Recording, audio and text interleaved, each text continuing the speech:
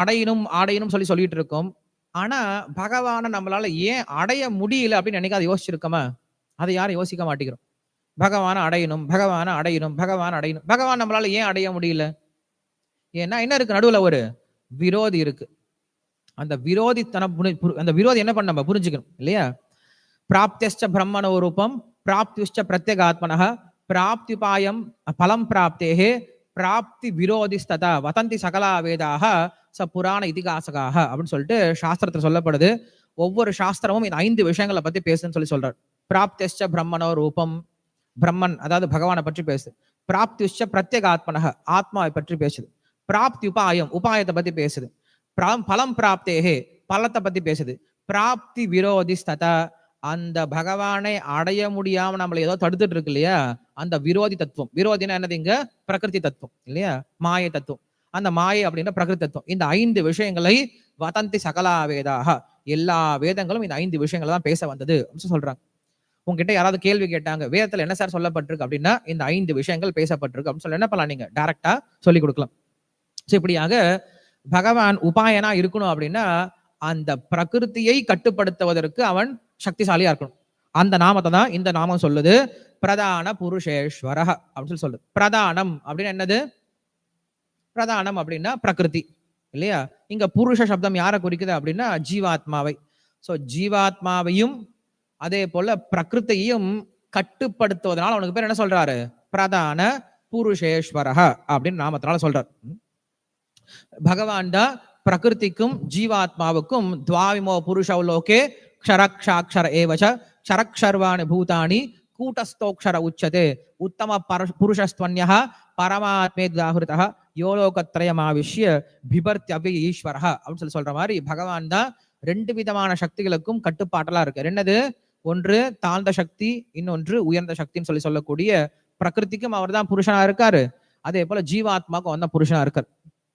தெய்வீகி ஏஷா குணமயி மம மாயா துரத்தைய அப்படின்ற ஸ்லோகத்தினால நான் தான் பிரகிருத்தியை கட்டுப்படுத்துறேன்னு சொல்றார். அர்ஜுன சொல்லிட்டு இருக்காரு, தெய்வீகி ஏஷா குணமயி மம மாயா துரத்தைய. அர்ஜுனா இந்த மாயை வெல்வது ரொம்ப ரொம்ப கடினம்டா அப்படின்னு சொல்றார். அர்ஜுனன் சொல்றான், நானும் அதான் கிருஷ்ணா சொல்லிட்டு இருக்கேன், என்னை விட்டா நான் இப்படியே காட்டுக்கு ஓடி போயிடுறேன், எனக்கு இந்த மாயெல்லாம் வேண்டாம். டேய் இருடா, அடுத்த வரிய கேளுடா, அவசரப்படாதடா. அடுத்த வரி என்னது? மாம் ஏவையே பிரபத்தியந்தே மாயாமே தாம் தரந்தித்தே. நீ எப்ப என்கிட்ட சரணாகதி பண்ற அப்ப என்ன பண்ணுவா, மாயை விலக சொல்லிடுவேன். சோ அப்ப பிரதானம் அப்படின்னு சொல்லக்கூடிய பிரகிருதிக்கு அவர் தான் கட்டுப்பாட்டலா இருக்கார் அப்படின்ற விஷயம் நமக்கு புரிய ஆரம்பிக்கும். அதே போல ஜீவாத்மாக்கள், எல்லா ஜீவாத்மாக்கள் அவர் தான் என்ன பண்றாரு? கட்டுப்படுத்தக்கூடியவரா இருக்கார். ஈஸ்வர சர்வபூதானாம் ஹிருத்தேஷே அர்ஜுன திஷ்டதி பிராமயன் சர்வபூதானி யந்திராரூடானி மாயா. ஜீவாத்மாக்களையும் அவர் தான் கட்டுப்படுத்தக்கூடியவரா இருக்கார். சோ அப்படி இந்த உலகத்துல பிரகிருதி அப்படின்னு சொல்லணும்னா இந்த உடல் பிரகிருதி தான் இல்லையா? இந்த உடல் நம்ம கட்டுப்பாட்டுல இருக்கு? கண்டிப்பா கிடையாது. இந்த உடல்ல நடக்கூடிய ஒவ்வொரு அசைவும் அவருடைய கட்டுப்பாட்டுல தான் இருக்கு. நமக்கு ஒண்ணுமே தெரியாது இந்த உடல் எப்படி செயல்படுது அப்படின்ட்டு, நமக்கு ஒண்ணுமே தெரியாது. உள்ளார இதயம் துடிச்சுக்கிட்டு இருக்கு, எப்படி இதயம் துடிக்குதுன்னு கூட நம்மளுக்கு தெரியாது இல்லையா?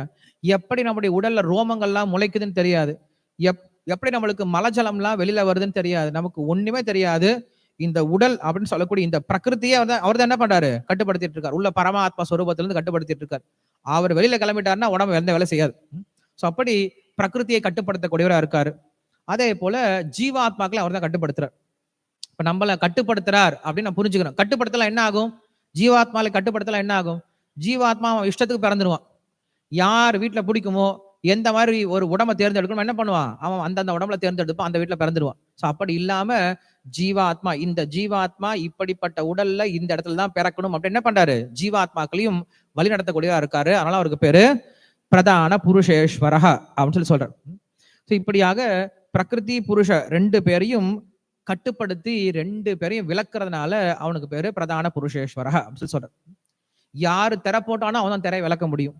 யாரு மாயை நம்ம மேல அனுப்பிச்சு விட்டானோ அவன் தான் என்ன பண்ண முடியும்? மாயை விளக்க முடியும். நம்மளால மாயை விளக்குவது அப்படிங்கிறது சாத்தியமற்ற விஷயம் அப்படின்ற விஷயம் தான் என்ன பண்ண நம்ம இங்க தெரிஞ்சுக்கிறோம். இப்படியாக இந்த உடல் அப்படிங்கிற விஷயத்தையும் இந்த உடலுக்குள்ள இருக்கக்கூடிய ஆத்மா அப்படின்ற 2 விஷயத்தையும் கட்டுப்படுத்துறதுனால அவனுக்கு பேரு பிரதான புருஷேஸ்வரஹ அப்படின்னு சொல்ற. அடுத்த சொல்ற